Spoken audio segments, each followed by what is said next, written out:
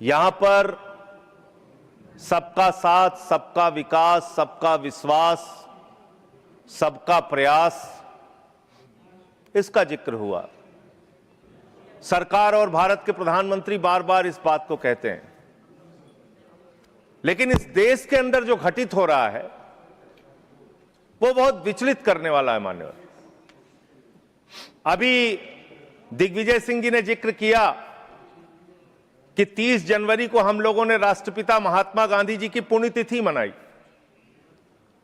और उस दिन तमाम वीडियो, उनके पुराने वीडियो, पुराने स्पीचेस, पुराने तमाम उनकी बातें सोशल मीडिया पे वायरल हुई। मान्यवर, और उसी बीच एक तस्वीर वायरल हुई। वो तस्वीर थी उन हत्यारों की जो अदालत में बैठ के हंस रहे थे, उस जमाने की तस्वीर, जिसमें नाथूराम गोडसे भी था और उसके साथ तमाम और लोग थे, हंस रहे थे, उनके मन में कोई चिंता नहीं थी। आप कह रहे हैं गांधी जी की हत्या से आरएसएस का कोई लेना देना नहीं, तो मैं आपसे कहना चाहता हूं कि आइए हम सब लोग मिलकर उस विचारधारा की हत्या करें जिस विचारधारा ने गांधी की हत्या की। उस विचारधारा की हत्या करें। मानव, जिस विचारधारा ने हमारे राष्ट्रपिता महात्मा गांधी को, अहिंसा के पुजारी को, हमसे छीना। लेकिन दुर्भाग्य से ऐसा नहीं हो रहा है। देश में तमाम घटनाएं हो रही हैं। पिछले दिनों बरेली में एक चर्च के सामने हंगामा किया गया, हनुमान चालीसा पढ़ा गया।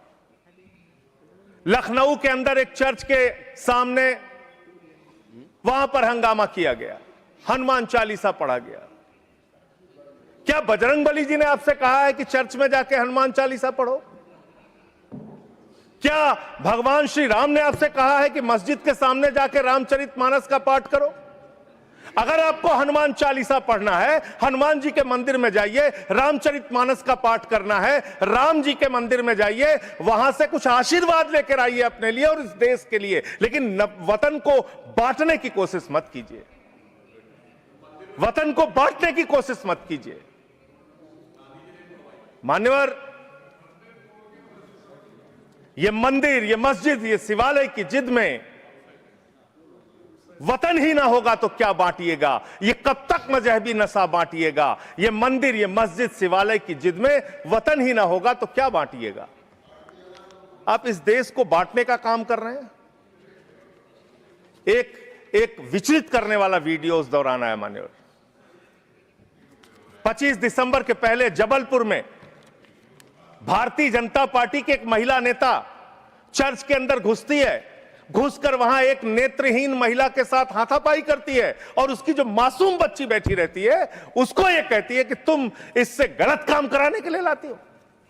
ऐसा समाज आप बना रहे हैं, ऐसा हिंदुस्तान बना रहे हैं। पूरी दुनिया में आप ऐसे विश्वगुरु बनेंगे। आज ऑस्ट्रेलिया में, इंग्लैंड में, यूएस में, न्यूजीलैंड में, दुनिया के अलग अलग देशों में जो लोग भारतीय रहते हैं उनको कितनी शर्मिंदगी महसूस करनी पड़ती होगी कि आप उनके धार्मिक मान्यताओं के हिसाब से उनको यहां पे पूजा अर्चना, इबादत, प्रेयर नहीं करने दे रहे हैं। यह हो रहा है मान्यवर इस देश के अंदर। इसलिए नफरत की राजनीति को पहले मारना होगा और आपकी नफरत की राजनीति रुक नहीं रही है, वो असीमित है, उसकी कोई सीमा नहीं है। पहले हिंदू को मुसलमान से लड़ाओ, फिर हिंदू को सिख से लड़ाओ, फिर हिंदू को ईसाई से लड़ाओ, फिर हिंदू को हिंदू से लड़ाओ, जाट को गैर जाट से लड़ाओ, मराठा को गैर मराठा से लड़ाओ, दलित, पिछड़े, सवर्ण को आपस में लड़ाओ। अभी आप एक बिल लेके आए, उस बिल के बारे में सुप्रीम कोर्ट ने कह के रोक लगा दिया कि यह बिल तो अस्पष्ट है, इसमें कोई स्पष्टता नहीं है इस बिल में। आप क्यों ऐसा बिल लेके आए जिसके कारण से पूरे देश का माहौल खराब हुआ? आपने झगड़ा कराया दलितों, यूजीसी का बिल, और आप इक्विटी बिल जो लेके आए, आपने कहा इक्विटी कमेटी जो बनेगी उसको लेके आपने जो इक्विटी कमेटी बनाई उसमें तमाम बातें आपने ऐसी लिखी पूरे देश में आपने झगड़े का माहौल क्रिएट किया। आप कभी भी और कहीं भी दलितों और पिछड़ों और आदिवासियों के हितैषी रहे ही नहीं है। आपका संगठन, आपकी विचारधारा, आपकी मातृ संस्था आरएसएस, वहां तो 100 साल तक आज तक एक भी दलित, पिछड़ा और आदिवासी आरएसएस का प्रमुख नहीं बना। यह सच्चाई है आपकी। आप हल्ला मचा रहे थे कि देखो हमने दलितों, पिछड़ों, आदिवासियों के लिए कितना शानदार बिल हम लेके आए, कितना शानदार हमने काम कर दिया। सुप्रीम कोर्ट ने उस पर रोक लगा दिया। सुप्रीम कोर्ट ने कहा कि यह बिल अस्पष्ट है।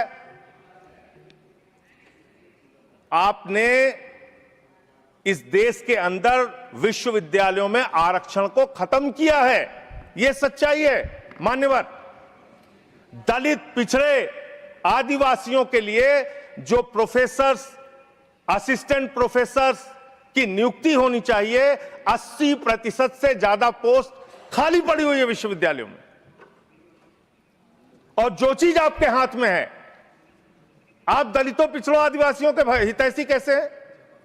45 सेंट्रल यूनिवर्सिटीज है, जिसमें से 38 केंद्रीय विश्वविद्यालयों में सिर्फ और सिर्फ सवर्ण जाति के लोग वीसी हैं और 7 में दलित, पिछड़े और आदिवासी हैं। तो आप बताइए जी, आज आप बताइए, आप मुझे बताइए, आपको 45 में से 38 सिर्फ एक जाति के, सवर्ण जाति के लोग मिल रहे हैं और बाकी 7 आपने पिछड़ा, दलित, आदिवासी बनाया और आप कहते हैं आप दलितों, पिछड़ों, आदिवासियों के हितैषी हैं।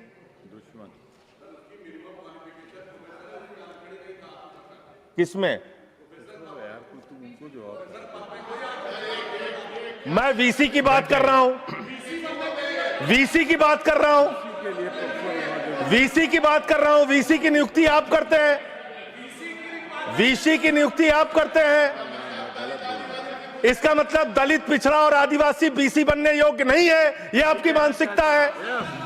इसका मतलब आपकी मानसिकता है पिछड़ा, दलित और आदिवासी प्रोफेसर बनने योग्य नहीं है। 12 साल क्या किया आप नॉट फाउंड सुइटेबल की कैटेगरी में डाल देते हैं उन लोगों को। आप क्या न्याय कर रहे हैं उनके साथ? पूरे देश के हाई कोर्ट, सुप्रीम कोर्ट की हालत देखिए सर। देश का है सुप्रीम कोर्ट एक और 25 हाई कोर्ट। वहां पे कितने जज हाई कोर्ट के अंदर या सुप्रीम कोर्ट के अंदर दलित, पिछड़े, आदिवासी हैं?